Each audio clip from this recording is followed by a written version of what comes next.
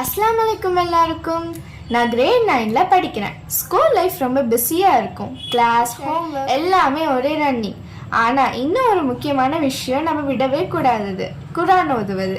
நம்ம டெய்லி லைஃப்பில் ஒரு சின்ன பிளான் ஸ்டார்ட் பண்ணலாம். இன்னைக்கு இருந்து ஒரு நாளுக்கு ஒரு பேஜ் இல்லை 2 பேஜ் குரான் படிக்க சேலஞ்ச்.